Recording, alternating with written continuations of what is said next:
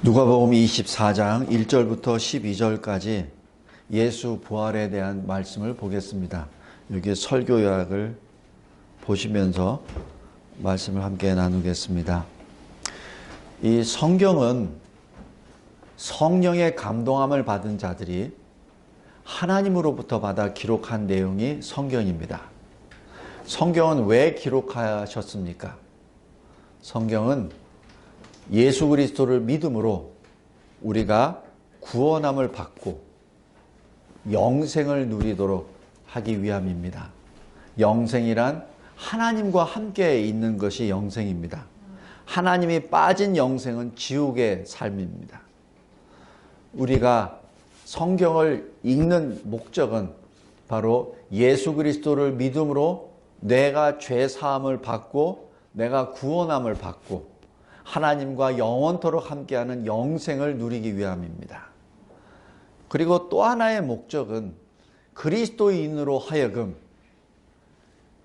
말씀을 통하여 내가 훈계를 받고 교훈을 받고 내가 책망을 받고 그로 인하여 내가 바르게 고쳐지고 또 내가 범죄했을 때 다시 또 책망을 받고 교훈을 받는 의로 행하는 교육을 받기 위하여 이 성경이 기록되어 있습니다. 디모데후서 3장 15절입니다.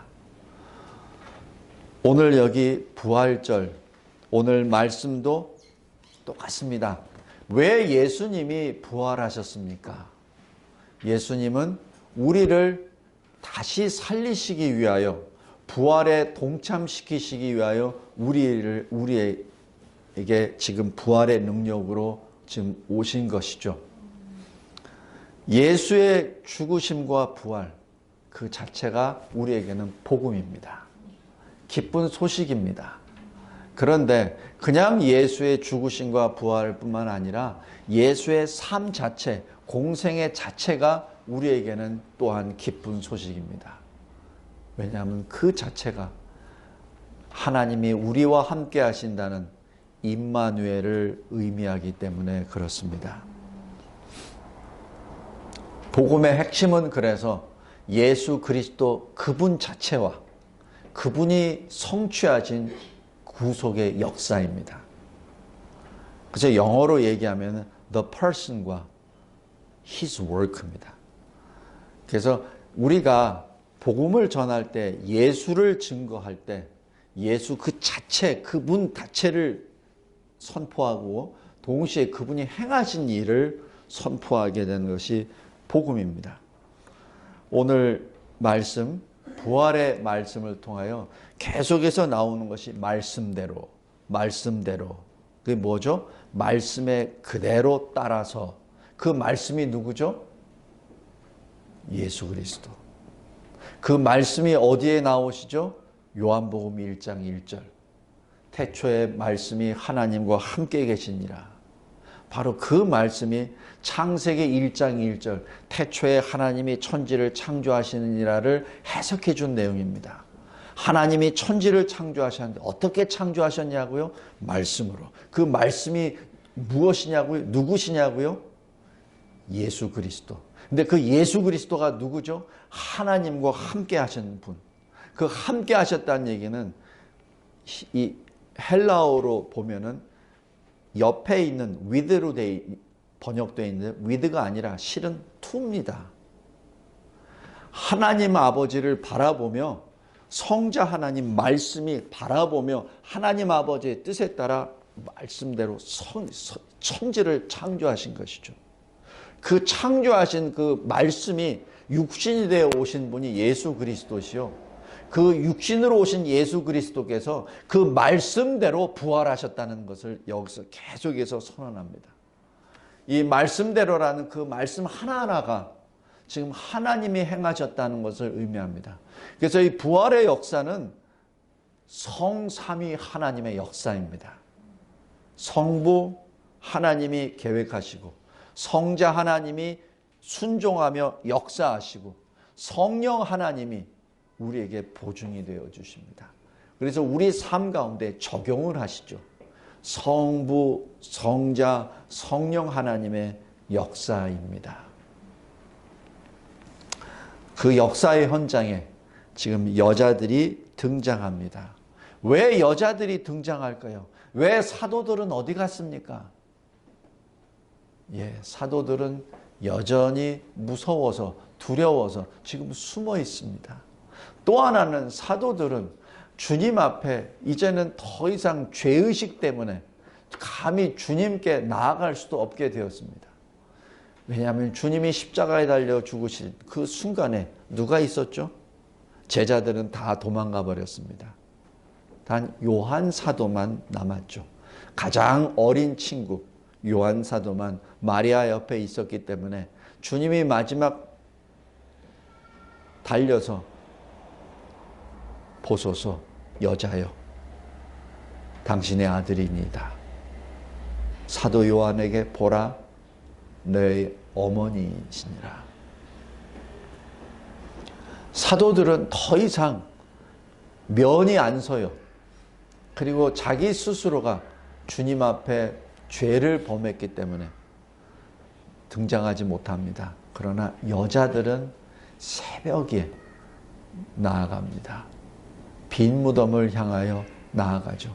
그러나 지금 무덤이 비었다는 자체는 모르고 예수님의 시신을 닦기 위하여 향료와 향품을 가지고 달려 나아가죠. 나아가면서 이렇게 서로들 얘기합니다. 저 무덤, 저 큰 돌을 옮겨야 되는데 어떻게 해야 될까라고 서로 고민하면서 나아가죠. 성도 여러분, 믿음은 행함입니다. 믿음은 행함입니다. 행함이 없으면 그것은 아무 소용이 없어요. 믿음으로 구원을 받습니다. 그러나 구원을 받은 자, 믿음이 있는 자는 반드시 행함을 할 수밖에 없습니다. 왜냐하면 그 믿음이란 새 생명이거든요. 그리스도 안에서 받은 새로운 피조물이 된 것이거든요. 새 생명을 받았다는 얘기는 움직일 수밖에 없습니다. 그래서 여자들은 달려간 것이죠. 그러나 여전히 여자들도 아직 온전한 믿음이 없어요. 부활에 대한 그 믿음이 없습니다. 그래서 지금 두려움 반, 의심 반 하면서 나아갑니다. 그러나 그들에게는 빈 무덤을 향하여, 그 무덤을 향하여 달려갈 믿음이 있었죠. 비록 거기에 군사들이 지켜서 어찌 될진 모르더라도 우리는 그냥 가리라 하는 그 믿음이 있었습니다. 여기에서 사도들과 여자들의 믿음의 차이가 여기에 있습니다. 성도 여러분, 우리가 이 세상을 살면서 우리 인생 가운데 어떤 어려움에 직면했습니까? 어떤 난제에 직면했습니까? 내가 해결할 수 없는 어떤 문제에 있습니까? 주저앉지 말기 바랍니다. 믿음으로 일단 움직이십시오. 일단 나아갑시오. 나아가십시오. 주님이 일하십니다. 두려워하지 마십시오. 누구처럼? 여자들처럼. 믿음이 연약해도 괜찮습니다. 왜냐하면 연약하지만 믿음이 있잖아요. 그러면 행하십시오. 그랬을 때 하나님이 그 길을 열어주십니다. 자, 2절에 보니까 무덤에 가니까 돌이 이미 옮겨져 버렸습니다. 마태복음에 나와 있는 경비병들이 어떻게 됐다는 다 생략됐습니다.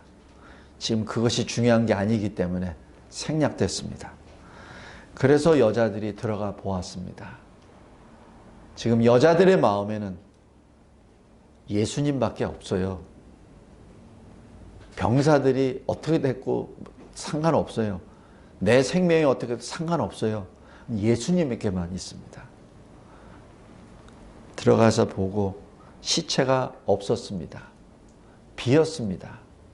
다른 타 복음서에 보면은 이미 그 시신을 묶었었던 모든 흰천들은 다 벌려졌고 머리를 쌌던 것은 개켜져 있었다라고 얘기합니다.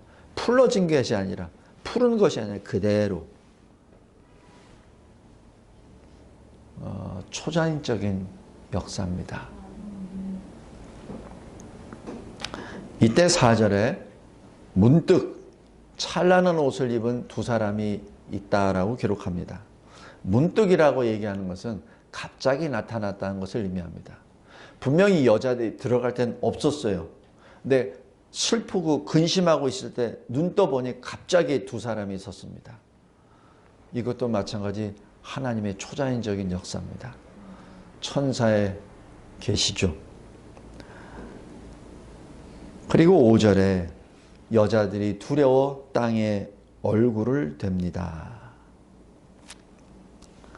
그러면서 5절에 천사들이 말합니다. 어찌하여 살아있는 자를 죽은 자 가운데서 찾느냐.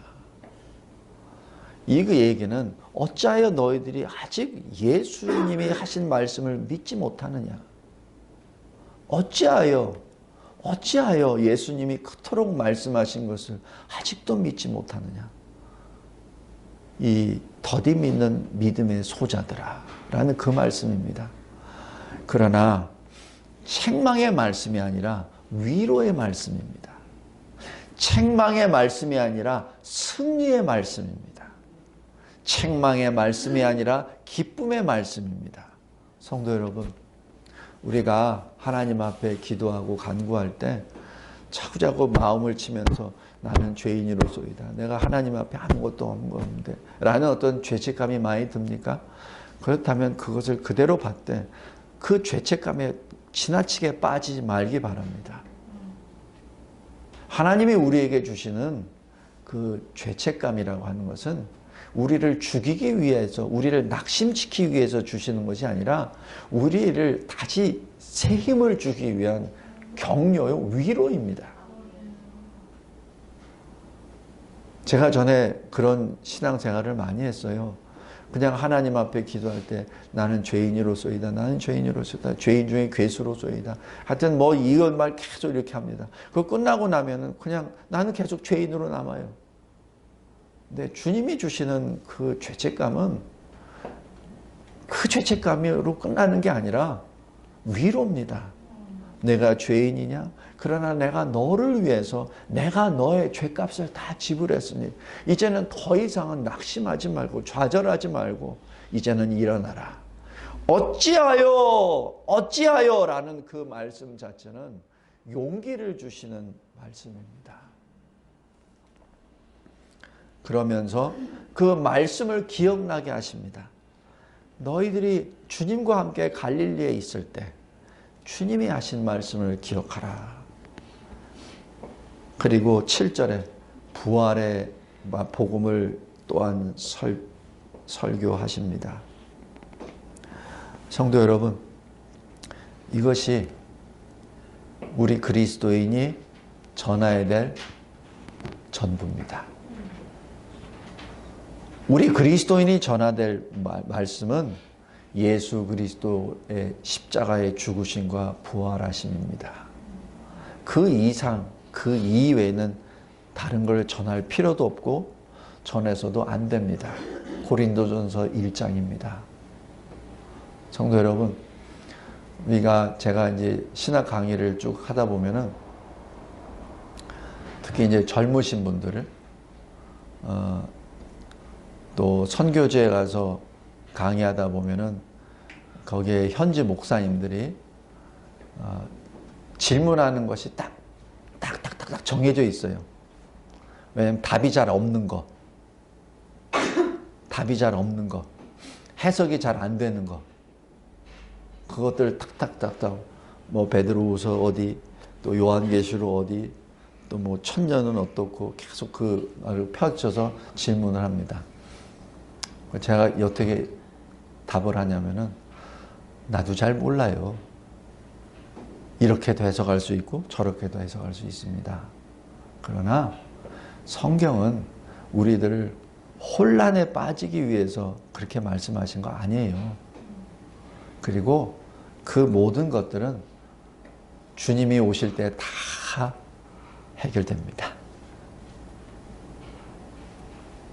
우리가 죽으면은 천국에 갈 텐데 천국에 가는 순간에 모든 것이 다 해결됩니다. 거기에 너무 집착하지 마십시오. 너무 시간과 정력을, 능력을 소모하지 마십시오. 주님이 우리에게 주신 것은 예수 믿음이요, 구원이요, 영생입니다. 그리고 나머지 것은 아직 우리가 잘 모르는 것들이 있어요. 그건 당연하죠. 우리가 다 안다면 성경은 하나님의 말씀이 아니죠. 성경을 내가 다 알아. 그럼 내가 하나님이지. 성경 다 알 수 없어요. 그러니까 하나님의 말씀이지. 내가 하나님을 다 알아. 그럼 그 하나님은 하나님이 될 수 없어. 내가 온전히 모르니까 하나님이지. 피조물인 내가 어떻게 창조주 하나님을 다 알아요. 내가 허물과 죄와 가운데 죽었었던 나를 살리신 구주 예수 그리스도를 내가 어떻게 다 알아. 그 주님이 기록하신 그 말씀을 내가 어떻게 다 아냐고. 모르지. 그러니까 하나님 말씀이지. 그러니까 하나님 말씀을 계속해서 읽고 기도하고 묵상하고 하지. 내가 다 알아봐. 왜 묵상해? 내가 다 알아. 왜 기도해? 내가 하나님이 돼버리지. 성도 여러분, 특별히 말세지경에 너무 거기에 침잠되지 말기 바랍니다. 그냥 주시는 말씀을 읽고 마음에 새기고, 그리고 예수 십자가 죽으심과 무덤에서 부활하신 그 자체에 늘 감사하시며, 시편 118편의 그 고백, 17절의 고백처럼 내가 죽지 않고 살았으니 내가 주를 선포하리라. 그 믿음으로 나아가기 바랍니다. 부활신앙은 맹목적 신앙이 아닙니다. 여기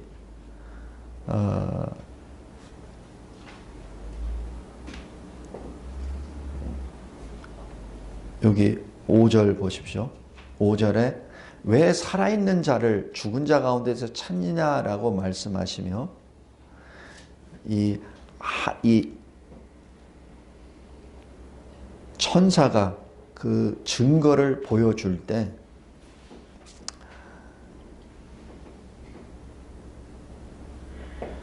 여자들에게 이렇게 말씀하시지 않았어요. 너 무조건 믿어. 왜 이렇게 말이 많어? 아닙니다. 와서 보라. 와서 보라. 여기가 빈 무덤인 것을 보라 라고 말씀하십니다. 그것은 체험하라는 얘기입니다. 우리가 신앙을 가질 때, 이 신앙을 생활을 할 때 체험 신앙이 되어야 됩니다. 그리고 여자들이 돌아가서 알립니다. 여기서 여자들은 사도도 아니에요. 사도들은 어떻게 세워졌죠? 예수님이 밤새도록 기도하시고, 그리고 12사도를 세우십니다. 여자들을 위해서 밤새도록 기도했다는 내용은 없어요. 그런데 실질적으로 부활의 복음을 선포하는 최초의 설교자, 최초의 선포자는 이 여자들입니다. 이 여자들입니다. 베드로가 아닙니다. 사도들이 아니에요. 이 여자들입니다. 왜냐하면 여자들이 빈 무덤을 보았고, 타 복음서에 나와 있듯이 부활 주님을 직접 만납니다. 그리고 선포합니다. 성도 여러분, 저와 여러분이 받은 이 복음, 하나님의 은혜로 거저받은 이 믿음, 하나님의 선물입니다. 하나님이 먼저 우리를 택하시고 우리에게 그냥 값없이 주신 이 선물을 이제는 나타내며 증거하기 바랍니다. 예수 그리스도께서 사망을 이기시고 부활하셨습니다. 그리고 그 빈 무덤 그곳에 교회를 세워주셨습니다. 그 교회는 저와 여러분의 것이 아닙니다. 교회의 주인은 예수 그리스도이십니다. 그 교회는 돈으로 세운 게 아닙니다. 그 교회는 사도와 선지자, 신약과 구약, 하나님의 말씀의 토대 위에 예수 그리스도께서 친히 모퉁이 돌이 되시어 주님이 세우신 주님의 교회입니다. 그래서 그 누구도 교회를 이길 수 없습니다. 마지막 때 예배를 패하는 무리들이 많을 텐데, 예배를 패하는, 모이는 것을 패하는 습관에 든 자들이 교회 안팎에 많을 텐데 승리하시기 바랍니다. 이기기 바랍니다. 주님은 승리하셨습니다. 주님은 승리의 주님이시지 패배의 주님이 아니십니다. 주님은 승리하셨습니다. 그 승리자가 주실 수 있는 유일한 것, 유일한 승리자가 주실 수 있는 것이 바로 평강입니다. 그것이 참 평강입니다. 사람이 만든 세상의 권세자들이 말하는 그 평강은 거짓입니다. 왜냐하면 인간은 평강을 줄 수 없습니다. 왜냐하면 인간 자체가 거짓이요 죄덩어리이기 때문에 그들 입에서 튀어나온 것은 다 거짓 평강입니다. 그러나 죽음을, 사망을 이기시고 부활하신 주님이 두려워 떨고 무서워하는 제자들 가운데 호련히 나타나셔서 주신 것, 가장 최초로 하신 말씀, 내가 너희에게 내 평강을 주노라. 주님이 주신 이 평강을 누리며 기뻐하는 저와 여러분이 되시기를 바랍니다. 주님이 사망을 이기셨습니다. 주님이 세상을 이기셨습니다. 주님을 찬양합니다. 하나님 아버지 감사하고 감사합니다. 하나님께서 주시는 이 귀한 부활의 복음이 우리들에게는 노래가 됐습니다. 새 노래가 되었습니다. 우리에게는 힘이 되었고 우리에게는 능력이 되었고 우리에게는 그 모든 것이 되었음을 고백하옵나이다. 주님 감사하고 감사합니다. 감사하고 감사합니다. 예수 그리스도의 이름으로 기도드리옵나이다. 아멘.